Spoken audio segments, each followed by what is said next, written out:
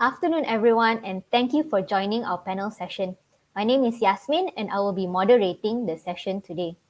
Data Privacy Day is an annual international event on the 28th January to raise awareness and promote privacy and data protection best practices. In conjunction with International Data Privacy Day, we have gathered 3 data protection officers, or DPOs, in Asia to share on the topic of doing good by doing right.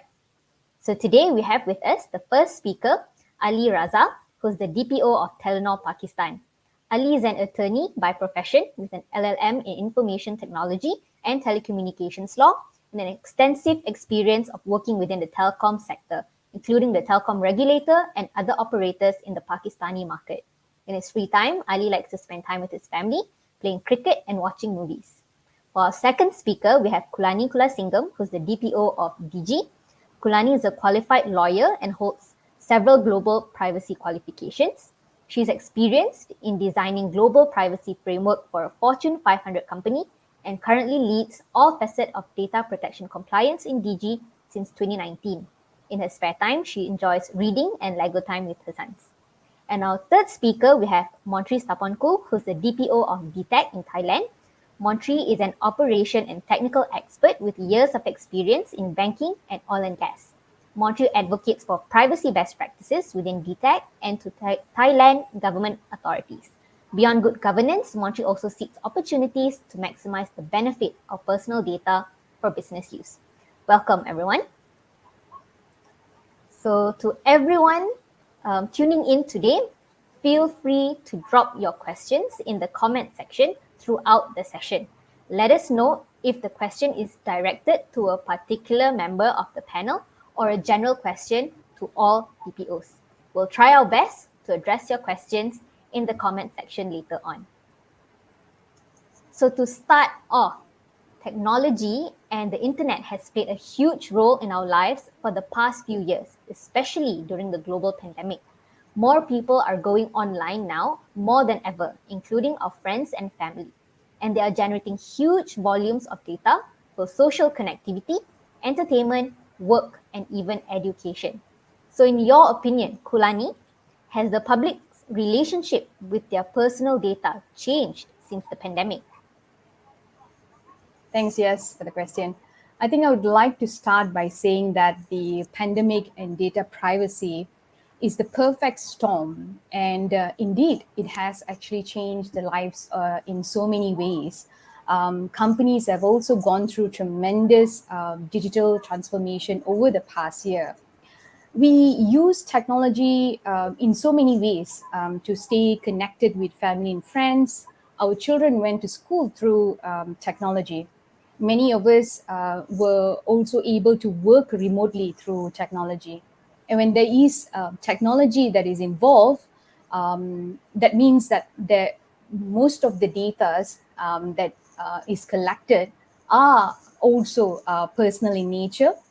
And people are therefore wanting to know whether their personal information is protected and kept private. So yes, I would say people are very much attuned with the fact that there is a lot of data they are sending, they are sharing, and they are paying much more attention to the trust surrounding the data. Therefore, if customers are going to trust the brand and product and services that is offered, if they're going to engage and allow us to use those data, they need to understand that there is appropriate governance and guardrails around the data. So it becomes our commitment to maintain those trusts, build the privacy into our product and services, as well as our communication to customers. I couldn't agree more. And as a consumer, I think a lot of people are gaining this awareness. And as we move towards this new normal, privacy remains an important element of data protection and trust. PriveSec report have predicted that there will be a continuous growth of customer awareness, greater enforcement of the law, and a pivot in marketing strategies to drive personalization while maintaining customer privacy. So within the Asian region itself, we foresee that the regulatory landscape is changing drastically. What are the areas we should focus on this year? Maybe Ali and Montri could take this question. Thank you, Yasmin. Well, as far as Pakistan is concerned, there isn't any specific personal data protection legislation is in place. Um, but privacy being a fundamental right is duly recognized under the constitution of the country. So this does not mean that the area of privacy is completely unregulated in the country. So when we say that privacy in telecommunication services, our business, so we refer to sector-specific regulations and other privacy obligations which are provided under telecom license, which we need to comply when operating. So Telenor Pakistan, being a responsible corporate entity, takes pride in protecting and respecting the privacy of its customers by implementing the highest standards. And at the same time, as part of our commitment to our customers, we are transparent to our customers when it comes to collection and processing of their personal data. And we have explained our data handling practices through appropriate privacy notices, which are made available over our external websites and over the relevant applications. But importantly, despite having no local legal obligation at the moment, as I mentioned that personal data protection legislation is not in place, the organization has acknowledged the data subject rights of its customers and developed a proper mechanism even today where customer can reach out to us to exercise their rights, which are usually ensured in any jurisdiction or territory where there is a dedicated personal data protection legislation.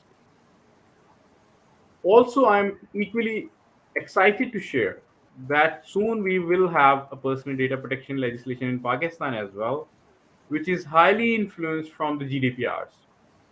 And our readiness to comply with future privacy requirements will be a key differentiating factor within the local telecom industry.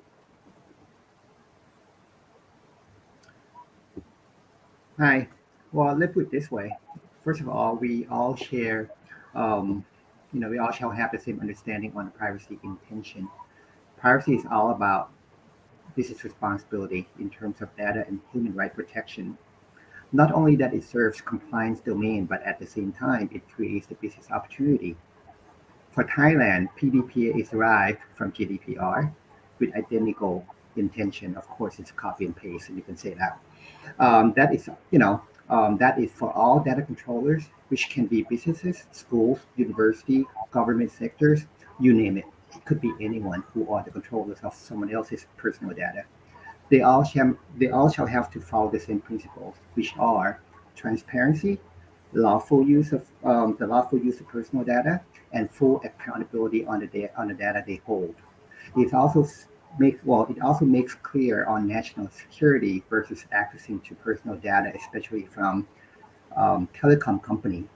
As we all know that the data that we hold, for the telecom company is very intrusive. So we have to be sure that the human rights are protected, but at the same time, we also serve the national security. It requires that all requests shall have a proper legal ground in order to for any telecom company to make any execution. So in other words, it balances out the national security versus human right protection. So thank you. So I think both of you have echoed the same point, which we should focus on a lot on transparency this year, together with regulatory compliance, with Pakistan having their legislation up soon, and Thailand as well. The new PDPA is going to be implemented sometime this year after some delays. So we're continuously also hearing about how technology is advancing. There's 5G, big data, the cloud. These trends are transforming and disrupting even the way we do business. Data is definitely becoming more important in the digital economy. And at the same time, it's imperative that businesses hold the highest standards of governance when it comes to processing data in the organization, like Ali and Montri has said earlier. So many countries are now adopting privacy and data protection laws to give better protection to individuals, to customers, and regulate the way businesses collect and use personal data.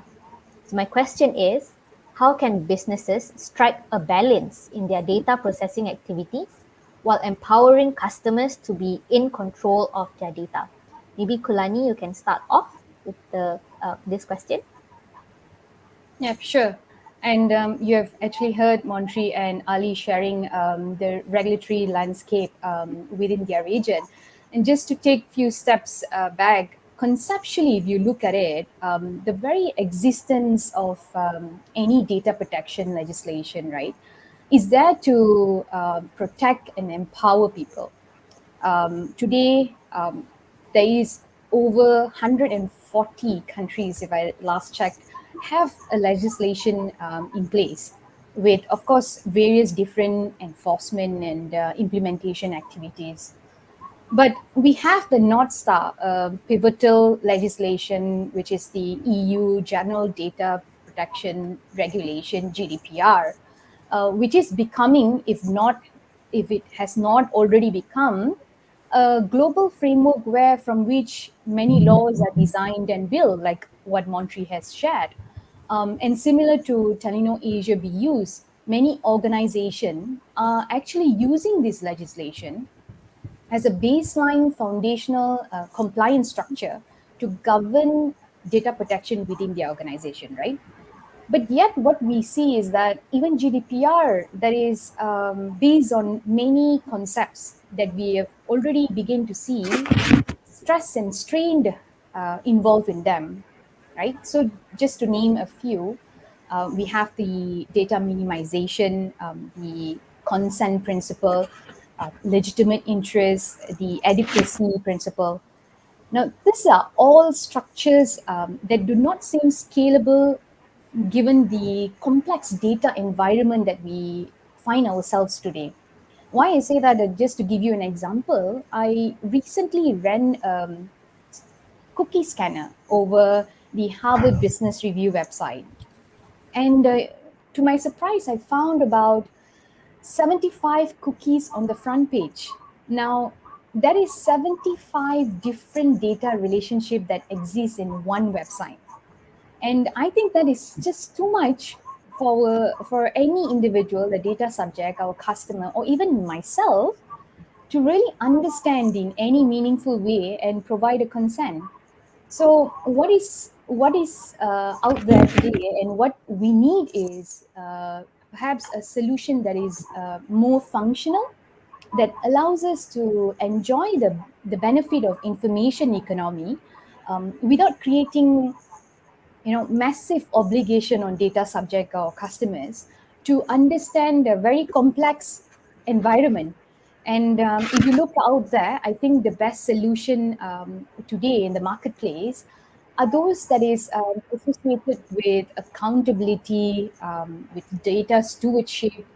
Those are the one that is you ensure when data is used, it is used in a way that is safe, trustworthy, within the boundaries of what generally individual expects, without really bothering or uh, getting them being concerned about every single bits and bytes of the data that will be transferred from one company to another company or another processor, or just within the data ecosystem itself.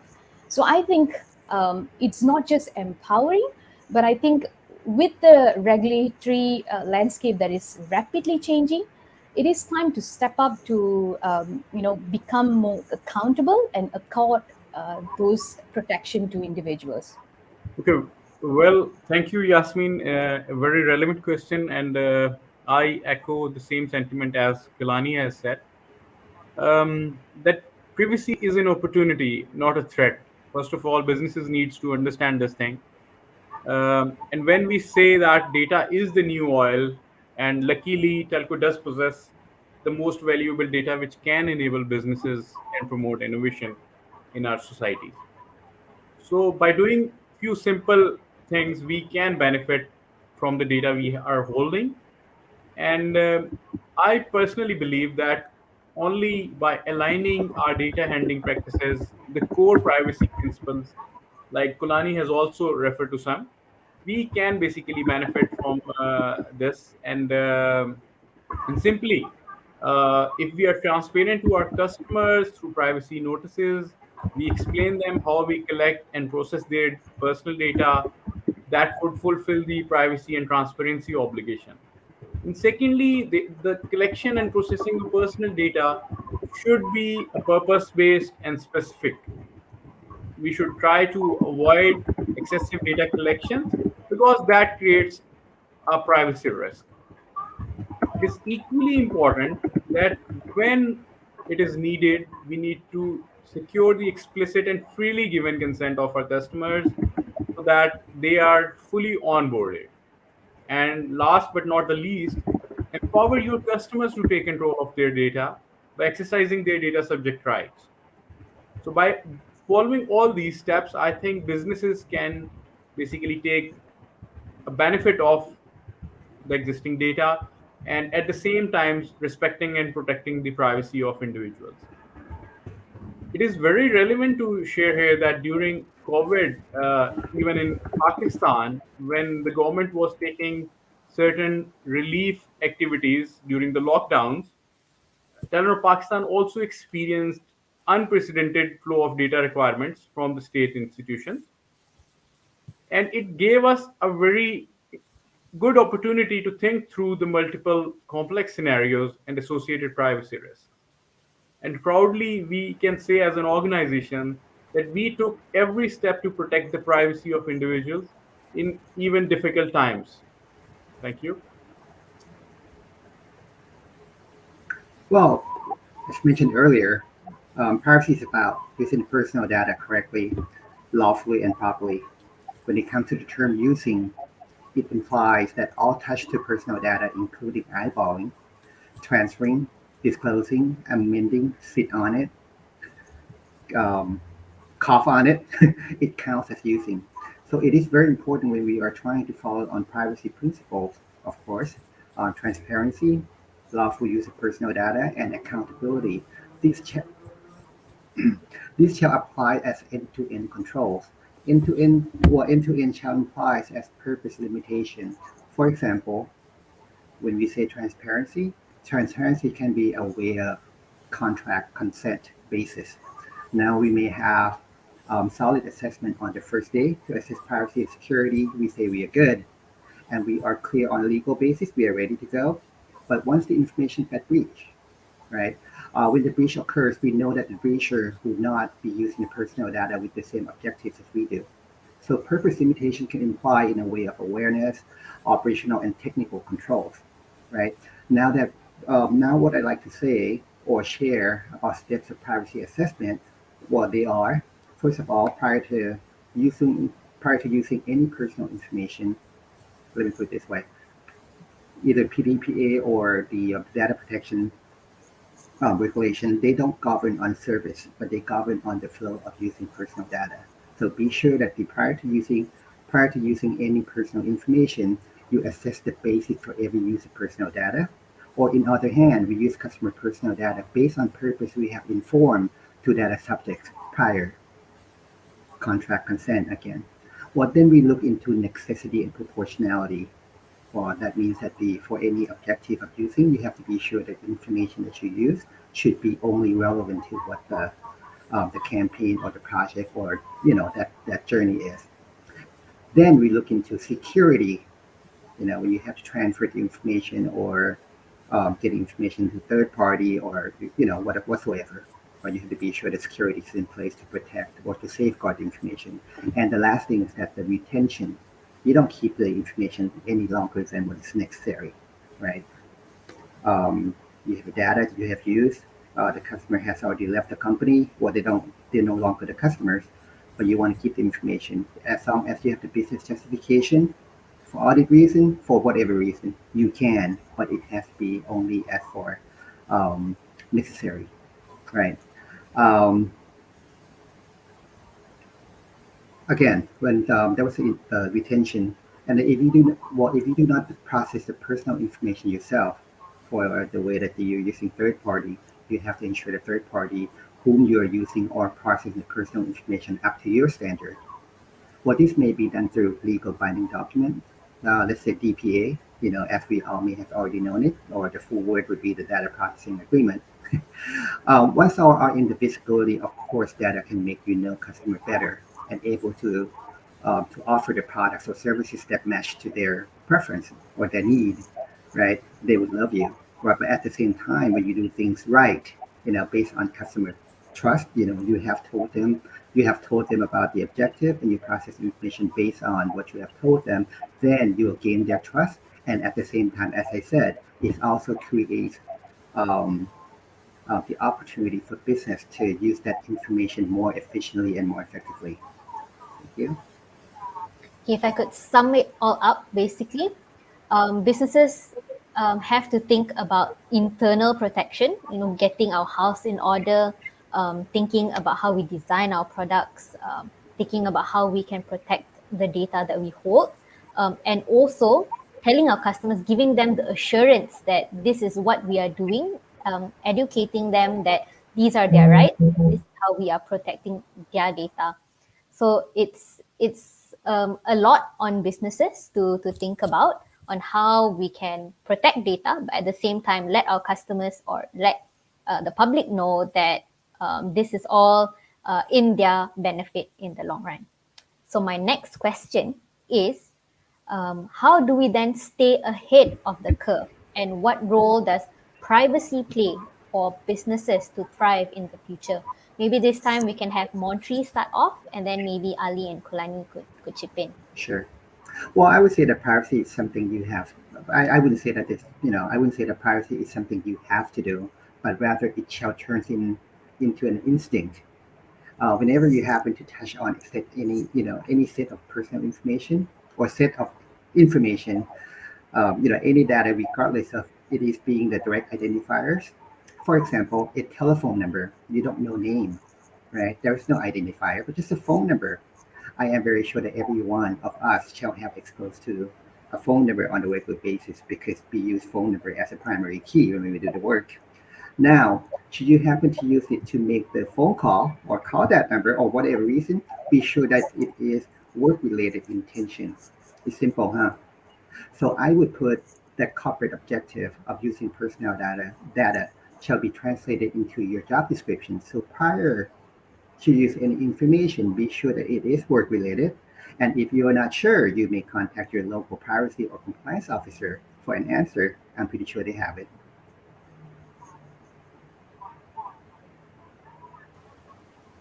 Ali, do you have anything else you'd like to add? If not, we can pass on to Kulani. Yeah, Yes, I think. yeah, Sorry, go Kulani, ahead. please go ahead. No, go ahead, Ali.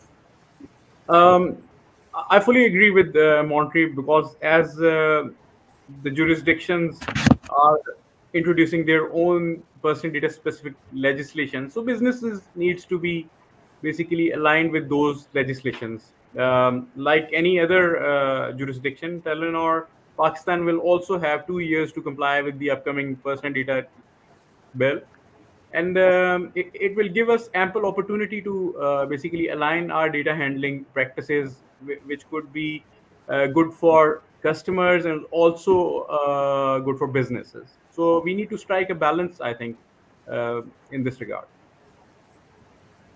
Yeah, and I think just echoing what both Montri and Ali has actually said, I think protecting data is one of the key aspects of our business strategy and success.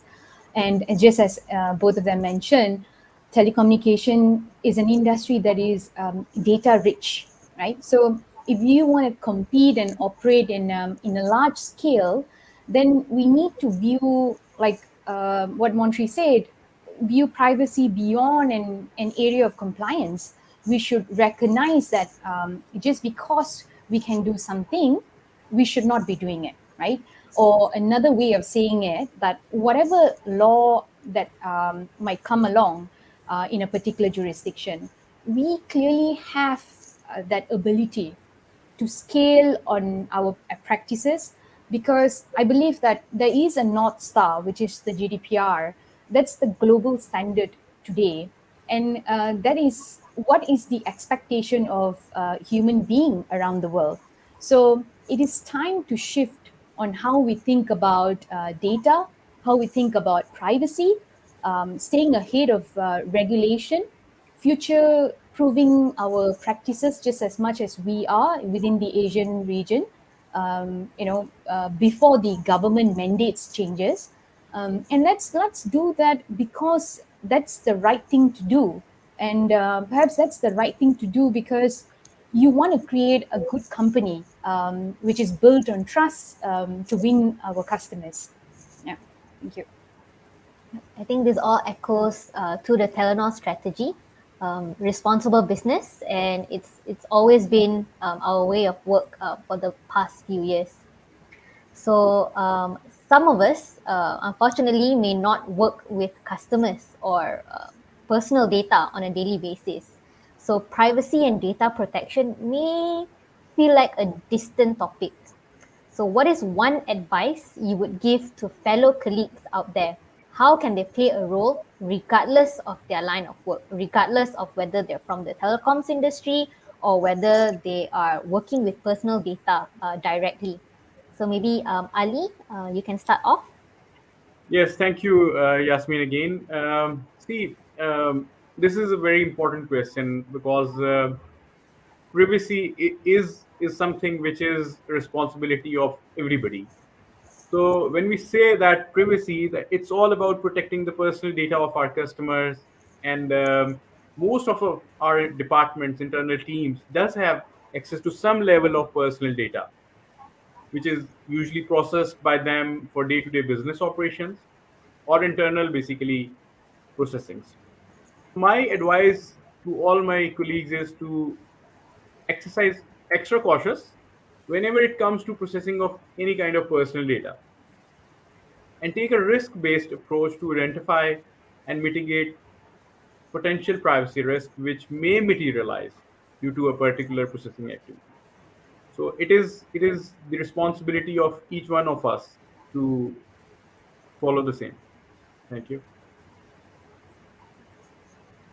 Kulani, how about you? Yeah, well said, Ali. I second that opinion. And my humble ask to my colleagues is to be proactive, prioritize privacy, of course, into their project objectives, the product design processes, planning operations, just to help us also ensure that we fulfill the requirements of data protection principles. We build a system that safeguards the rights of our customers. Privacy and security should not be an afterthought. So we need to take the best measures, all the measures that we can to ensure that risk is actually minimized, and balanced against the benefit of innovation. Yeah. Yeah. Well, I would say courtesy and respect. That's the two main things I would say. Whereas we are working in the telecom company, of course, we are the data controllers, right? Because we are part of the company. But at the same time, we also are a data subject to other companies too. So I would say that in the way that you would like your data to be handled by the companies that you are, a member of, right? At the same time, we should do the same for those set of information too. So it comes down to the two words I would say is the courtesy and respect. That's the two things I would say. Great. I think I hope our colleagues, not just in Telenor but other companies as well, are able to exercise this in their day-to-day work. So we've heard from our panel of DPOs in the last almost half an hour. So before we get down into the comment section to answer some of your burning questions, we will have a quick round of fireside chat. So everyone will have a chance to answer, and we'll go in this sequence: Ali, Kulani, and then Montri for each of the questions. So these are rapid fire questions, I guess, and you should answer the first thing that pops into your head. So if you are ready, I will start with the first question, and that is: name one app on your phone that you use the most. WhatsApp.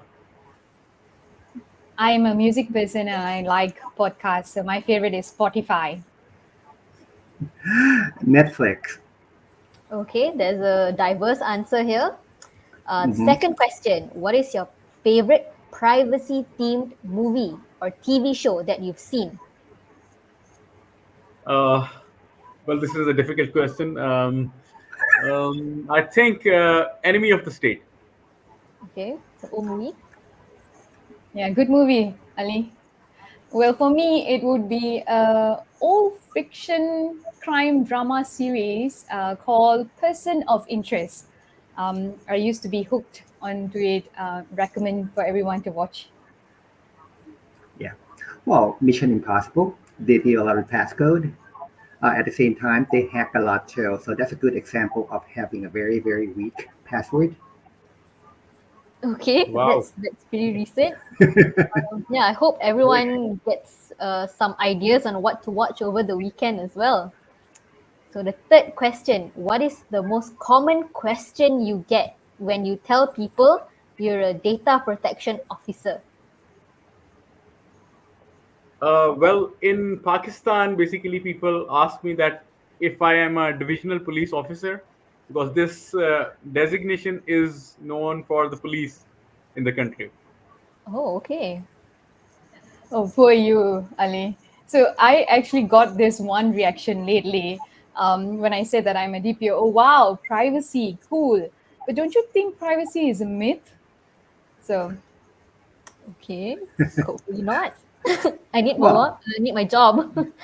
mhm. Well, for Thailand, when they know that you're working as a DPO, the first thing they would ask, "What is it?"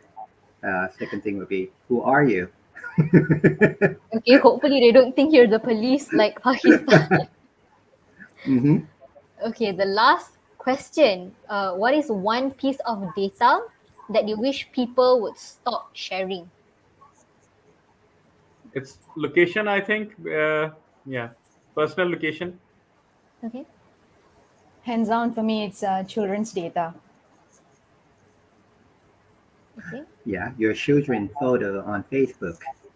No, no, no.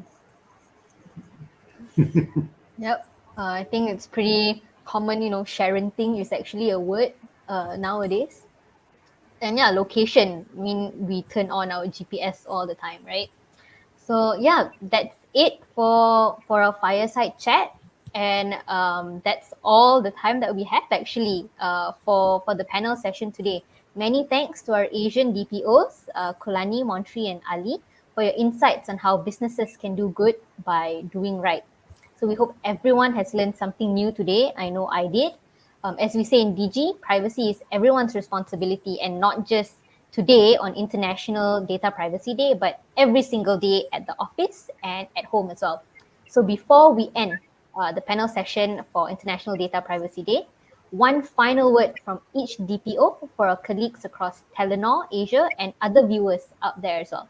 Maybe we can have Montri and then Kulani, and we can end with Ali. I'll have 3 words. Do it right.